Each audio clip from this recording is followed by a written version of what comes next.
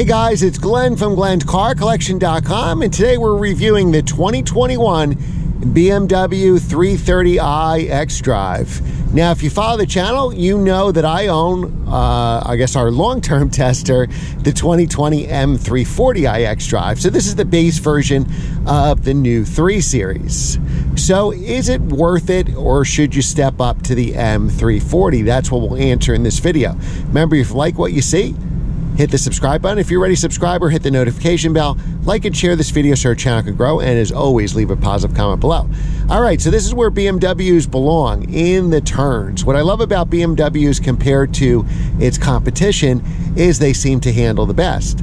Also, they lease for the best price. I leased my M340i xDrive about a year ago, so we're getting the first service done right now. BMW Tenafly was nice enough to give me this loaner car, so I'll do a review for today that I have this loaner car, and then when I get the M340i xDrive back, which will be probably in a few hours, I'll do a video of what that first service entailed. So the bad part is when you have a great handling sedan, you always get stuck behind, and this is a Mazda, zoom, zoom. You always get behind these really, really slow drivers, which is very unfortunate because the 3 Series, I think, handles better than the A4 or the C-Class. All right, so let me give you some specs on the car. Now, this only has a 2-liter 4-cylinder. So back in the day, the 3.0 was a straight 6. But this is actually a 2-liter 4-cylinder, like a lot of the competition has nowadays, producing 255 horsepower, but more importantly, 295 foot-pounds of torque. And you really feel the difference. So kind of off the line, pulling away from a stoplight, I almost feel like I'm driving my M340i xDrive because with that extra torque, it really pulls off the line. Now, obviously, here we have a red line of 6,000. As we pull to higher RPMs, we don't have the power my car has. But for everyday situations, this car has a lot of pulling power. Now, it's a heavier car. It's 3,700 pounds.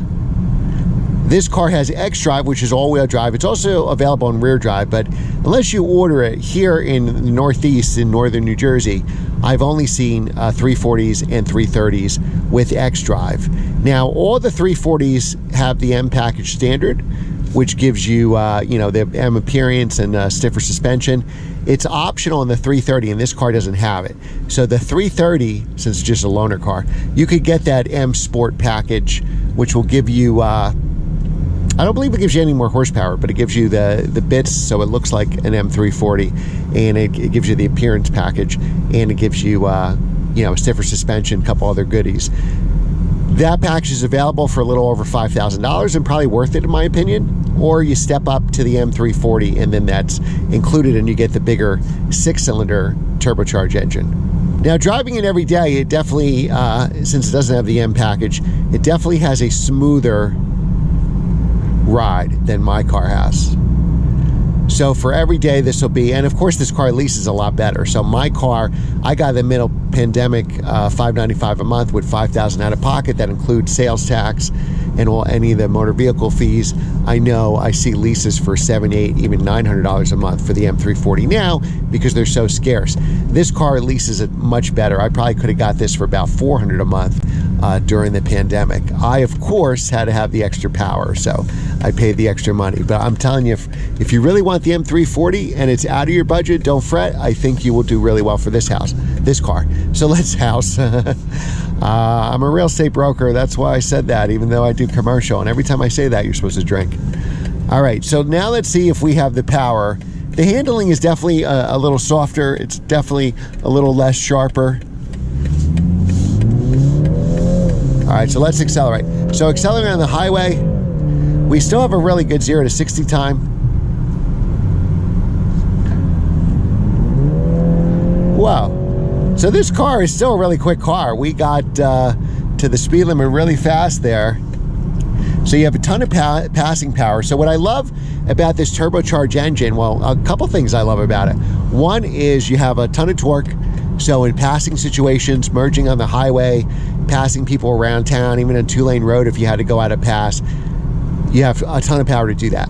When you're not on the gas and not in the turbos, you get fantastic miles per gallon. This is getting 22, 23 just going around town. You could definitely get in the 30s on the highway. Even with my M340i xDrive, I can easily get 30 on the highway if I'm, got the cruise control set or on my light throttle. So this could get even more. I bet you, I wouldn't be surprised if you didn't get 35 miles per gallon. It's very hard to tell the difference between these two cars. So the grille's the biggest difference. You see how the grille looks on my M340 compared to the 330. So 90% of the cars that you see on the road are 330s, not 340s. But again, like I said, if it's out of your budget right now, you do not need the M340. M340 could get really expensive. My car was about $67,000 with options because I wanted the Portimao blue, I wanted the leather interior, I wanted the stereo. This is a very base car because it's a loaner car, and I believe it starts in the mid-40s, which is a heck of a deal. Even with options, you can probably option this up to 50. You don't need the M Sport package unless you feel that you do, and you'll have a phenomenal driving car. Highway ride is really, really good. Now the brakes aren't as big as the M340, so you're not doing track days with this. But if you just want a regular commuting car, back seat is big. Remember, these cars are like bigger than the E39 M5, so you have plenty of room in the back seat. Your passengers will be very comfortable. It's got great air conditioning. With the xDrive, it's phenomenal in the snow. They come stock with all-season tires. If you like to drive fast, even with the 4-cylinder, it's still a good car to do it. It's an engine that once you get into the turbos, you have plenty of power. You have all the blind spot safety here, the cruise control, so all the comfort you want. You can get a base interior, the nice leather interior. You can upgrade the stereo, so a lot of really cool features here. One thing these cars don't have, and obviously my car doesn't have it either, is the cooled seats. I do miss that in a daily driver, but hey, we used to always drive cars that didn't have cooled seats, so we don't really need it, right? All right, so I'm going to drive this car a little more and then give you my final thoughts on the BMW 330. All right, so I've been driving around in the 2021 BMW 330i xDrive for a while now, and let me give you my final thoughts on the car. While the lane keeping assist is very annoying, it's either pulling me to the left or right. I have the same thing on my car, just shut it off. You easily press a button and then you don't have to worry about it anymore. If you need such things, good for you, but for me, it just it gets old real quick. Now, this is a very low option car, and we have a heads-up display. So the heads-up display is cool. I have it in my car, and I love it. The first car I ever had that had a heads-up display, that obviously I bought used, it was old, was a 2002 Corvette Z06, a C5 version. And since then, I've been wondering, why doesn't every car have a heads-up display, especially a performance version? All right, so let's do some accelerating here with our 4-cylinder, see if we have enough power to merge into traffic. Yep, and plenty of power to do it. We can exceed the speed limit, no problem. You could speed in this car, you could speed in an M3, whatever you want. So if you really want an M3 or M4, you don't like the nose, here's a great way to get into this car.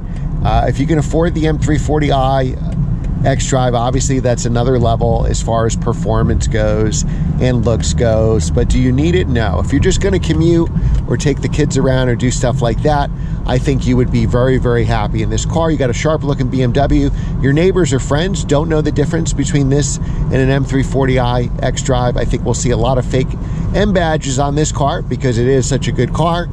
And that is my review. I think if you could afford this car, I would take this car over the other ones in its segment, and I think you can lease these cars for a real good price. BMW leases about 50% of their cars, so they tend to have much better lease rates. When I was shopping around for my M340i xDrive, I compared it to the Mercedes C43, and my car was about $200 a month cheaper, even when they were both heavily discounted during the shutdown.